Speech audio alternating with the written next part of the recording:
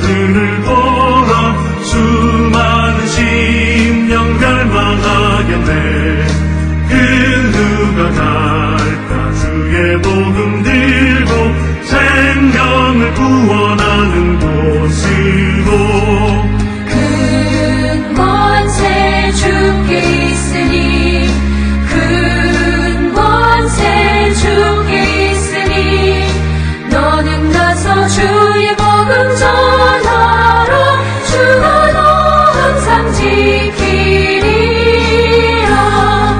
구원의 문 넓게 열렸으니 십자가 분명 일어나거라. 너희의 힘을 하나로 뭉쳐서 죄악의 쇠사슬을 끊어라. 큰 권세 주께 있으니 큰 권세 주께 있으니 너는 가서 주의 복음 전하라.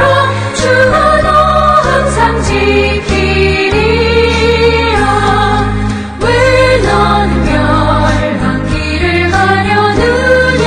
주 음성 듣고 응답하여라. 널 구원하려 예수 죽었으니 생명의 참된 복음 전하라.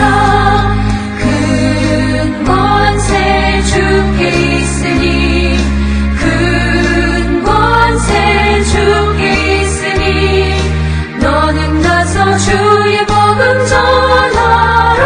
주가 너 항상 지키리라.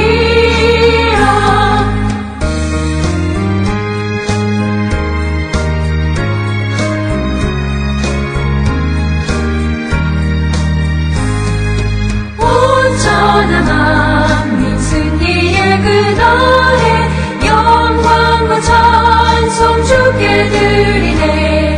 속죄함이 구원받았으니 기쁘게 할렐루야 부르세. 큰 권세 주께 있으니 큰 권세 주께 있으니 너는 가서 주의 복음 전하라. 주가 너 항상 지키리라.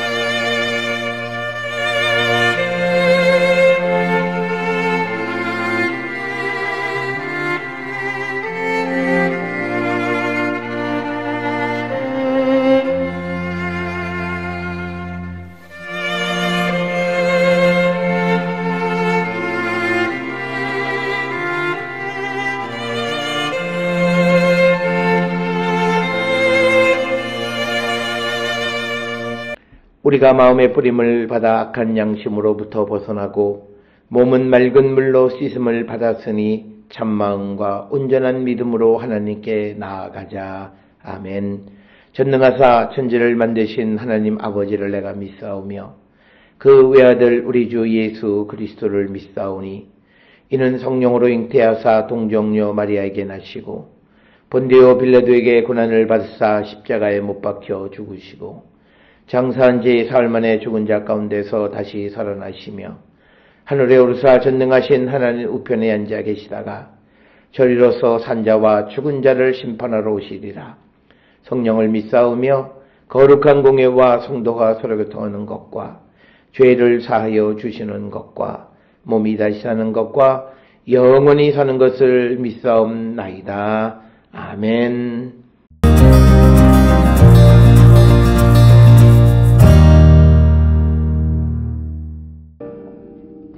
하나님은 높은 하늘에 계시지 아니하냐. 보라, 우두머리 별이 얼마나 높은가. 그러나 내 말은 하나님이 무엇을 아시며 흑암 중에서 어찌 심판하실 수 있으랴. 빽빽한 구름이 그를 가린즉 그가 보지 못하시고 둥근 하늘을 거니실 뿐이라 하는구나. 내가 악인이 밟던 옛적 길을 지키려느냐. 그들은 때가 이르기 전에 끊겨버렸고 그들의 터는 강물로 말미암아 함몰되었느니라. 그들이 하나님께 말하기를 우리를 떠나소서 하며 또 말하기를 전능자가 우리를 위하여 무엇을 하실 수 있으랴 하였으나 하나님이 좋은 것으로 그들의 집에 채우셨느니라. 악인의 계획은 나에게서 머니라. 의인은 보고 기뻐하고 죄 없는 자는 그들을 비웃기를 우리의 원수가 망하였고 그들의 남은 것을 불이 삼켰느니라 하리라.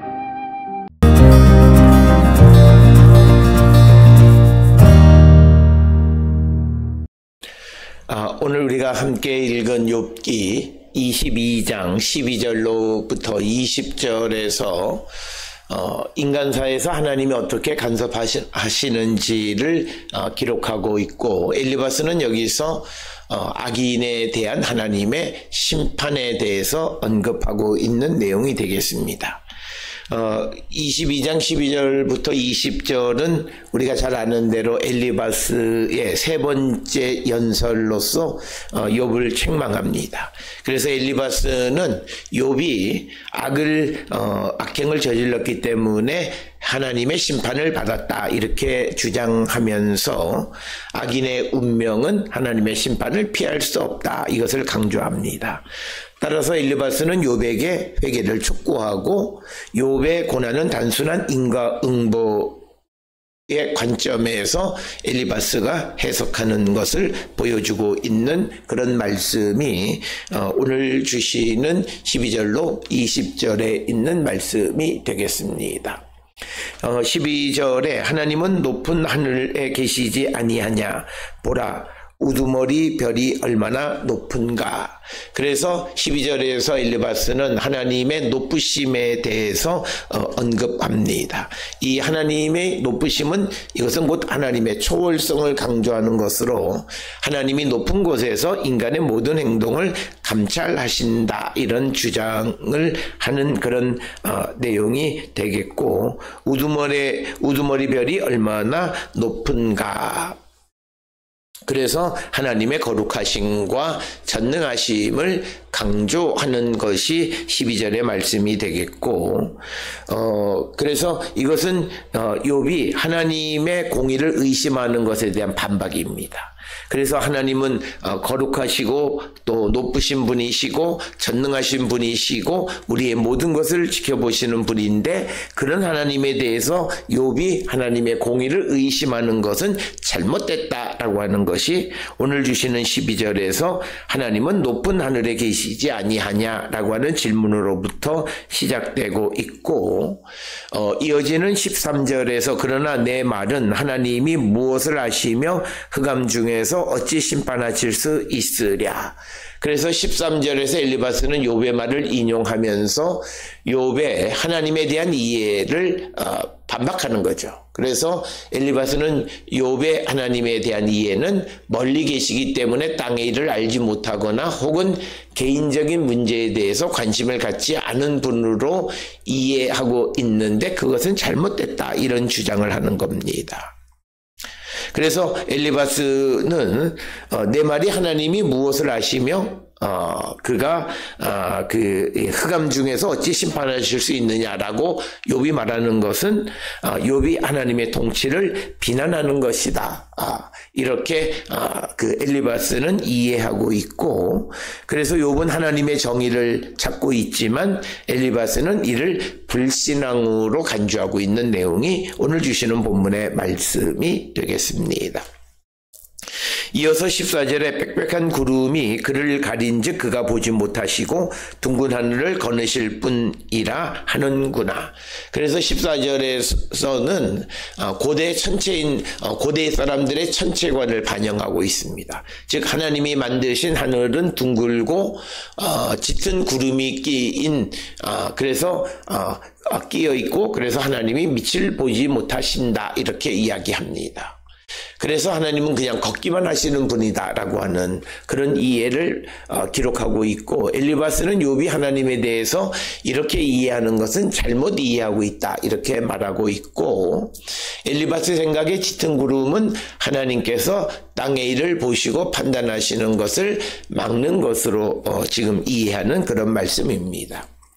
그래서 빽빽한 구름이 그를 가리우니 보지 못하고 둥근 하늘을 거느실 뿐이라, 이런 14절의 말씀은 고대 근동에서 신이 하늘에 거하고 인간의 일을 멀리서 관망한다라고 하는 그런 전통적인 사고 속에서 그런 천체관을 갖고 말하는 것입니다. 그래서 엘리바스는 욥이 하나님이 인간을 돌보지 않는다고 말하는 것은 잘못됐다 이렇게 주장하고 있습니다. 이어서 15절로부터 18절에서는 악인의 그 길에 대해서 내가 악을 밟던 옛적 길을 지키려느냐. 그래서 15절에서 이 엘리바스는 욥의 길이 악인의 밟던 길을 밟고 가는 것이다. 즉 엘리바스는 욥이 악한 삶을 살고 있다 이렇게 말하는 겁니다. 즉 하나님은 멀리 계셔서 땅의 일을 관찰하실 수 없다고 믿고 그래서 악한 일을 계속하려 하느냐 이렇게 비판하는 그런 말씀이고, 특별히 옛적 길이라고 하는 것은 노아나 소돔 또는 고모라처럼 하나님의 심판을 받은 자들의 운명을 가리키는 것으로 이해할 수도 있습니다. 그래서 욥에게 네가 옛적 길, 심판받은 사람들의 길을 가렸느냐라고 하는 그런 질문이 되겠습니다. 이어서 16절에 그들은 때가 이르기 전에 끊겨버렸고 그들의 터는 강물로 말미암아 함몰되었느니라.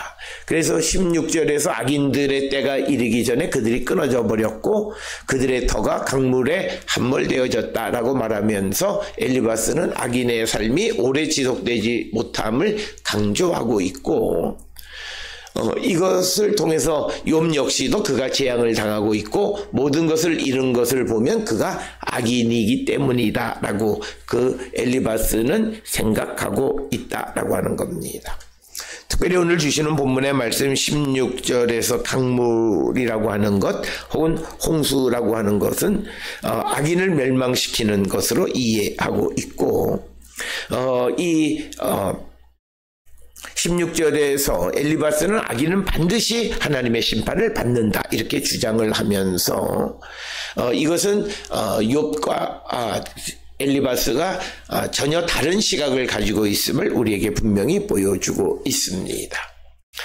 그리고 우리가 전체 욥기를 아는 관점에서 엘리바스의 그런 보편적 관점은 욥에게 적용되기가 어렵다. 그래서 엘리바스는 자기의 잘못된 관점에 의해서 보편성으로는 맞긴 하지만 그 보편성이 특수성에 적용될 수 없다라고 하는 것입니다. 이어서 17절에 그들이 하나님께 말하기를 우리를 떠나소서 하며 또 말하기를 전능자가 우리를 위해 무엇을 하실 수 있으랴 하였으나. 그래서 17절에서 악한 자들은 하나님께 자신들을 떠나달라고 요청하고 또 하나님이 자신들을 위해서 무엇을 할 수 있냐고 말한다 이렇게 말합니다. 17절에서 말하는 그들이라고 하는 것은 아마 악인들을 가리키는 것으로 우리가 이해할 수 있습니다. 그래서 악인들의 교만한 모습을 나타내고 하나님을 거부하는 태도를 보여주고 있고, 욥도 하나님과 논쟁하지만 하나님을 부정하지는 않는, 그래서 그런 욥을 엘리바스는 악인과 동일하게 여기는 모습을 우리에게 보여주고 있습니다. 그러면서 18절에 하나님이 좋은 것으로 그들의 집을 채우셨느니라. 악인의 계획은 나에게서 머니라. 그래서 엘리바스도 하나님께서 악인의 집에 좋은 곳으로 채웠다는 사실을 인정은 합니다. 그래서 그 악인들의 재산도 하나님이 행하신 것이다. 그러나 이것을 잠시 지나가는 것이다. 이렇게 생각합니다. 그래서 엘리바스는 갑자기 그들의 끔찍한 종말에 대하여 언급하면서 엘리바스는 그것에 대하여 언급하는 것을 좋아하지 않는 그런 입장을 드러내는 것이 18절의 말씀이 되겠고, 좋은 곳으로 채우셨다는 것은 하나님이 때때로 악인들에게도 번영하심을 허락한다. 그렇지만 결국은 악인들을 하나님은 멸망시키신다라고 하는 겁니다. 그래서 이제 마지막 19절로부터 20절에서 엘리바스는 의인의 기쁨과 악인의 패망에 대해서 강조하고 있습니다. 의인을 보고 기뻐하고 죄 없는 자는 그들을 비웃기를 우리의 원수가 망하였고 그들의 남은 것을 불이 삼켰느니라 하리라. 그래서 의인은 악인의 몰락을 보고 기뻐한다. 이렇게 이야기하고, 이런 말씀은 시편 58편 10절에도 기록되어 있는 말씀이 되겠고, 욥은 악인의 형통함을 문제 삼았지만 엘리바스는 결국 악인이 멸망하는 것이다 라고 반박합니다. 그래서 현재 상황 속에서 악인의 형통함이 어떻게 가능하냐고 욥기 21장에서 욥은 반문하지만 엘리바스는 결국 그 악인도 멸망한다 이렇게 반박하고 있습니다. 그래서 악인의 종말이 불로 다 없어질 것이다 라고 20절에서 이야기하고 있고, 이런 악인의 종말에 대한 불로 심판하는 것은 아마도 소돔과 고모라를 연상하는 그런 말씀이 되겠습니다. 그래서 오늘 주시는 본문에서 하나님의 초월성과 인간의 한계를 말할 뿐만 아니라 악인이 순간 형통할 수는 있지만 하나님의 심판을 피할 수는 없다라고 하는 것을 우리에게 보여주고 있고, 그리고 성경에서 보게 되면 하나님의 심판이 즉시 이루어지지 않을 수도 있음을 우리에게 보여주고, 그것 때문에 악인이 잘 된다라고 말할 수는 없다라고 하는 겁니다. 그래서 엘리바스는 욥의 결과를 보고 이제 욥이 악인이다. 그래서 회개하라고 요구하지만 이것은 엘리바스가 욥을 악인과 같다고 단정 짓는 것은 그의 잘못된 신학적 적용이고, 하나님께서 특별한 계획 속에서 욥에게 고난을 주신 것에 대해서 이해하지 못한 결과이다. 그래서 엘리바스의 주장은 부분적으로 진리를 담고 있기는 하지만 욥의 상황에 적합한 것은 되지 못한다라고 하는 것을 우리에게 가르쳐 주면서 우리는 하나님의 섭리 가운데에서 우리가 겸손히 하나님의 뜻을 따르기를 결단하는 자들이 되어야 함을 강조하는 것이 오늘 주시는 본문의 말씀이 되겠습니다. 오늘 주시는 본문을 통해 우리의 삶을 다시 한번 돌아보는 우리 모두가 될 수 있기를 주의 이름으로 축원합니다. 기도하시겠습니다. 사랑과 은혜가 충만하신 아버지 하나님, 우리의 삶을 돌아봅니다. 우리도 자신의 편협하고 부분적인 것으로 하나님의 섭리를 판단하는 어리석은 자는 아닌지 돌아보게 하시고, 겸손히 하나님의 뜻에 순종하는 삶을 사는 우리가 되게 인도하여 주시옵소서. 예수님의 이름으로 기도드렸습니다. 아멘.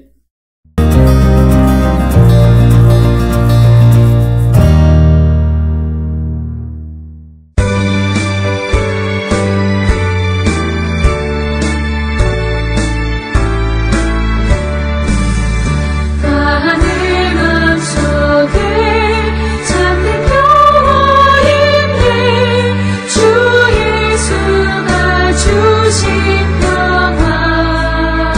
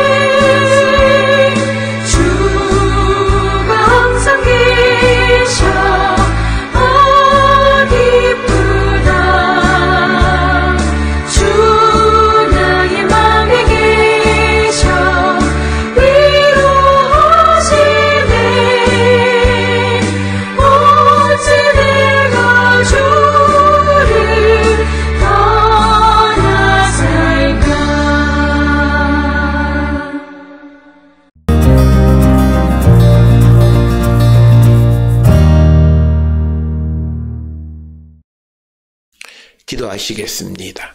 이제는 우리 주 예수 그리스도의 은혜와 하나님 아버지의 무한하신 사랑과 성령의 위로 역사 교통하심이 하나님의 섭리 가운데 그 뜻을 깨닫고 살아가기를 결단하며 세상을 향해 나가는 우리 모든 성도들 머리 위에 이제로부터 영원토록 함께 할지어다. 아멘. 주 나를 지키시고 그 얼굴을 내게 돌리시고